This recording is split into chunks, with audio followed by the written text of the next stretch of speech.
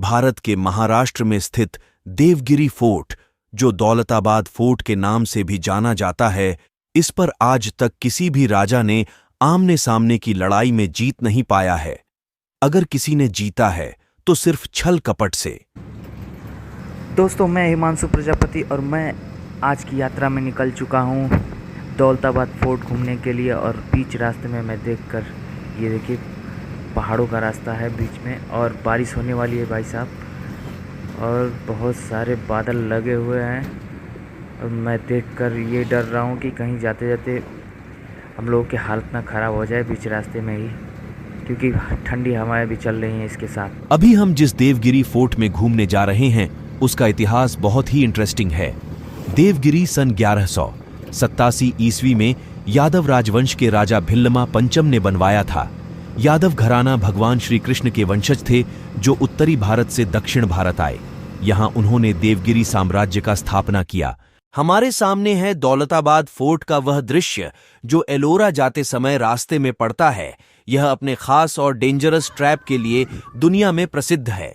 आज से करीब 900 साल पहले जब राजा भिल्लमा पंचम ने बाहरी आक्रमणों को देखते हुए इस किले को एक मजबूत सुरक्षा घेरा के रूप में डिजाइन करवाया था, लगभग 54 हेक्टेयर में फैला देवगिरी फोर्ट 7 मजबूत दीवारों से घिरा हुआ है, जिसमें अलग अलग लोकेशन पर दुश्मनों से सुरक्षा के लिए डेंजरस ट्रैप बनाए गए हैं।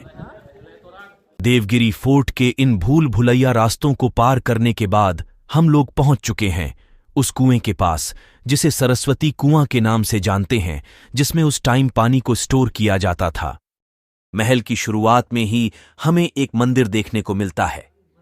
इसमें कुछ देर रुकने के बाद हमें यह पता लगता है कि इसका आधा हिस्सा मस्जिद है और आधा मंदिर। कुछ देर बाद यहां के पुजारी ने बताएं कि यह भारत माता मंदिर है, जिसका इतिहास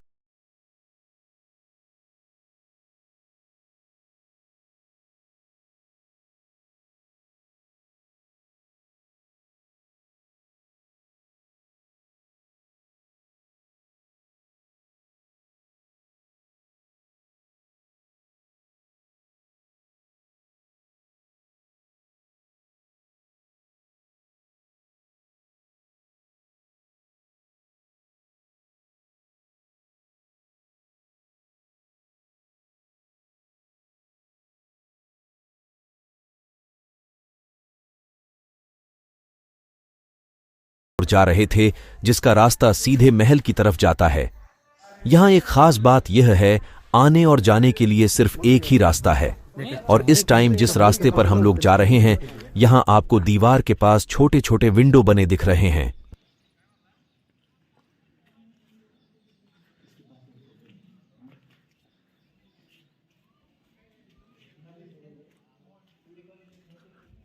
दरअसल यह उस समय में आग के गोले या यूं कहें पत्थर के गोले फेंकने के लिए बनाए गए थे, क्योंकि जब दुश्मन सैनिक यहां से गुजरे तो उस पर बड़े बड़े गोलों से वार करके ध्वस्त कर दिया जाए। अभी हम लोग इन खतरनाक सीढ़ियों पर चढ़ते हुए बहुत मशक्क़त कर रहे हैं भाई साहब। कुछ दूरी पर जाने के बाद रुक जा रहे हैं, रुकते रुकते चढ़ रहे हैं। तो मेक श्योर कि आप अपने साथ कुछ लंच बॉक्स भी लेते आएँ, क्योंकि करीब 8 किलोमीटर की यात्रा होने वाली है आपकी। और कुछ देर बाद अभी एक अंधेरा रास्ता आने वाला है,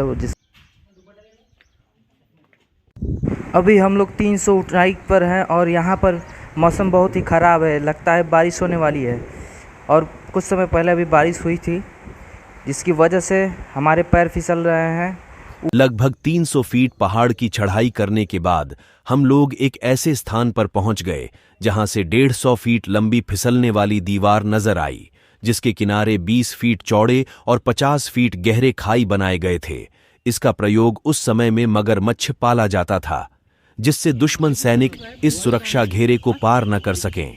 लेदर के बने हुए पुल, जो सैनिकों द्वारा एक ट्रैप के रूप में प्रयोग किया जाता था। यदि कोई सैनिक लेदर के बने हुए पुल से पार करने की कोशिश करता तो उसे तो पानी में गिरा दिया जाता था, और पानी में पहले से मौजूद मगरमच्छ और घड़ियाल दुश्मन को मार देते थे।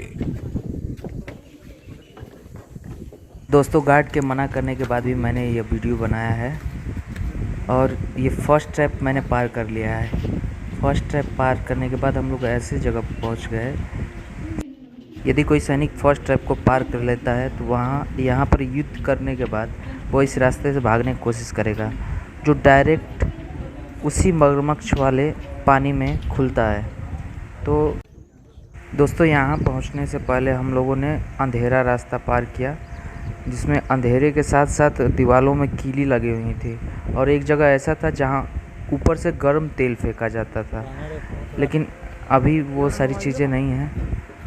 लेकिन फिर भी वहाँ पे हम लोग वीडियो नहीं बना पाए क्योंकि पानी और फिसलन बहुत अधिक था वहाँ पर। लेकिन अच्छा है आज के समय में वह सैनिक नहीं है, नहीं तो हम इस महल तक कभी नहीं पहुंच पाते।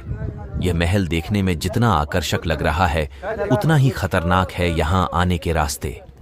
अब भी हम लोग महल के अंदर जाएंगे और राजा का सभागार देखेंगे। बहुत कम ही लोग जानते होंगे कि 1329 ई में मोहम्मद बिन तुगलक ने अपनी राजधानी दिल्ली से महाराष्ट्र में देवगिरी के केंद्र में स्थानांतरित कर दी, जिसका नाम बदलकर दौलताबाद कर दिया गया।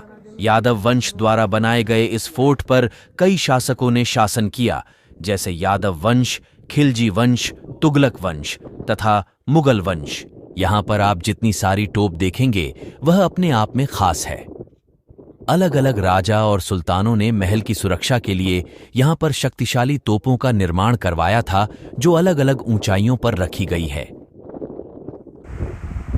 दोस्तों तेज बारिश के कारण हम लोग ऊपरी सिरे पर नहीं पहुंच पाए और वहीं से वापस लौट गए। आशा करता हूं मेरे द्वारा दी गई जानकारी आपको सही लगी होगी।